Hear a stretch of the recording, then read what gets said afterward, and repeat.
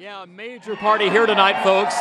Radio talk show host Michael Berry is at the podium right now, but we expect Senator Ted Cruz to take that stage in the next few minutes, standing in front of that big Texas flag and celebrating victory tonight over challenger Beto O'Rourke after obviously a very closely watched, heated campaign over the last few months.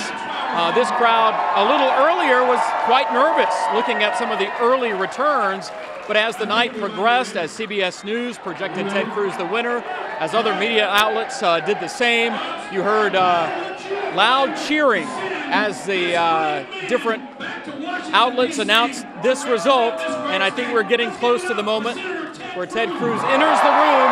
We have arrived at that moment, and you should be looking at another camera shot of this room. I wouldn't dare to guess how many hundreds are here, but over the last hour or so, the crowd has gotten exponentially bigger. And here is Ted Cruz, preceded by his wife. I don't see his children at this point. Yes, I see the daughters there with him. You can imagine that Ted Cruz is very happy tonight. He'll be going back to the U.S. Senate for another 6-year term after defeating Beto O'Rourke. Let's listen in. I just saw him grab the microphone. Let's hear Senator Cruz on this election win.